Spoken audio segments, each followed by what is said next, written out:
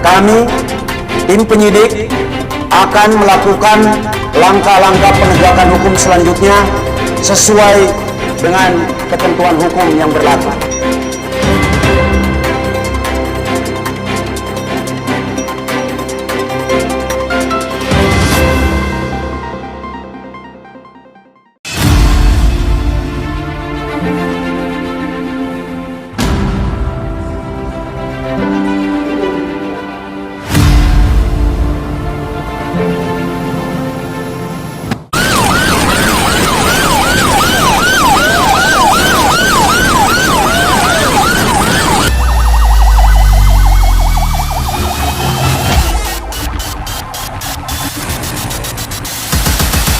Yang perlu saya tegaskan di sini bahwa legitimasi pengawalan memang ada di petugas kepolisian.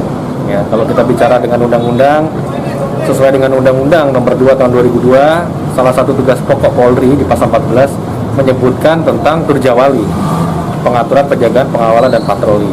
Kemudian adapun kendaraan atau orang yang berhak dikawal itu juga sudah ditegaskan di pasal 134 di Undang-Undang Nomor 22 Tahun 2009 tentang lalu lintas dan angkutan jalan, bahwa ada beberapa kendaraan, ada 6 yang tercantum, itu adalah antaranya seperti pemadam kebakaran, ya, kemudian ambulans sama angkut orang sakit, iring-iringan jenazah, kemudian ada kendaraan yang akan menolong korban laka, kemudian ada kendaraan pejabat pimpinan lembaga negara, kepala negara, tamu negara asing.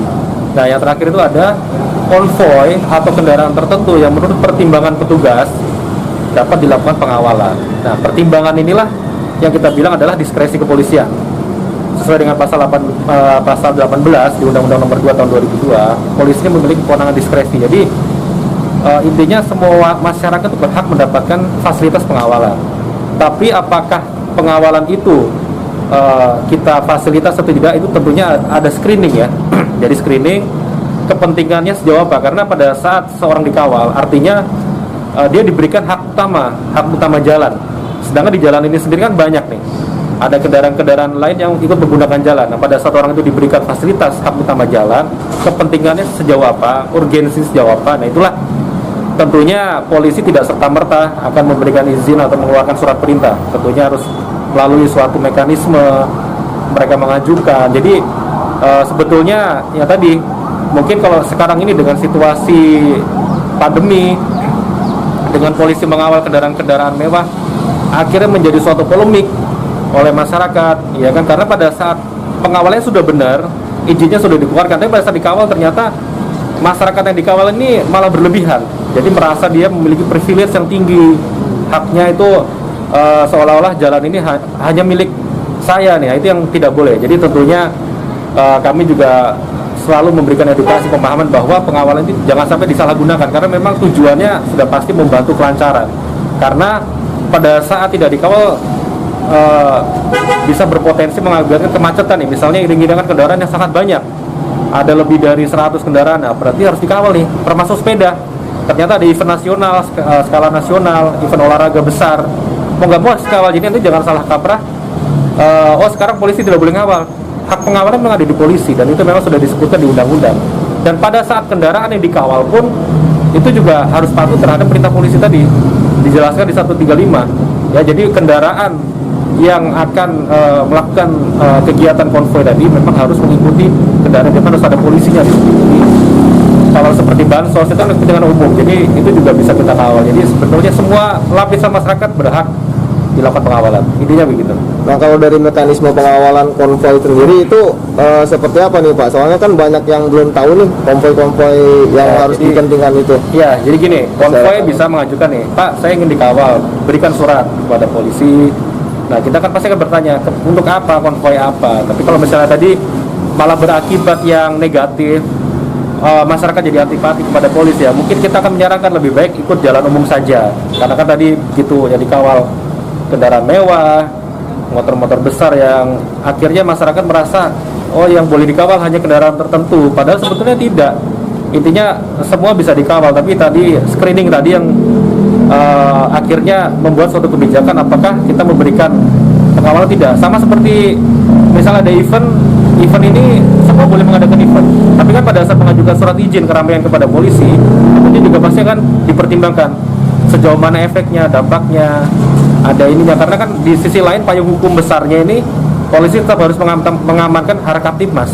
Nah, pada saat harkat tipmas ini tidak terjaga, tentunya lebih baik kita kalahkan yang tadi. Udah tidak usah dikawal, karena pada saat dikawal malah berpotensi memberikan efek yang tidak baik pada masyarakat lain. Nah, itu intinya gitu, Mas. Nah, untuk pertimbangan masyarakat nih Pak, warga yang mungkin yang belum paham ya kan atas tugas pengawalan tersebut di lapangan itu. Kalau dari pasal 104-nya kan tindakan di jalan juga polisi harus melerai kemacetan atau gimana gitu Pak ya. Masih itu ada pelanggaran tersendiri nggak bagi masyarakat yang akan menghalang-halangi konvoi tersebut gitu? Iya. Jadi di pasal 135 itu diteruskan bahwa masyarakat harus patuh. Ya, harus patuh pada saat polisi memberikan isyarat ya.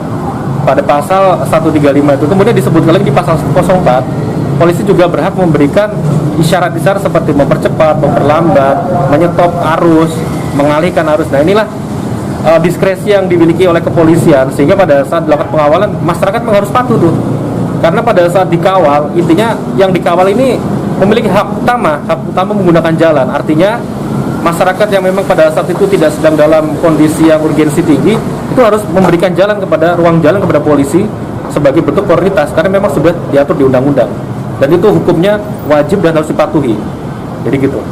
Nah, kalau fatalnya masyarakat yang tidak tetap dalam artian tetap merasa punya hak juga, itu ya kan tetap menghalang-halangi, itu tindakannya gimana Pak? Tindakannya tentunya ada sanksi ya, ada sanksi menghalang-halangi petugas ya, sudah diatur ada di pasal 282, 283 itu intinya tidak boleh dihalang-halangi pada saat petugas sedang menjalankan tugasnya.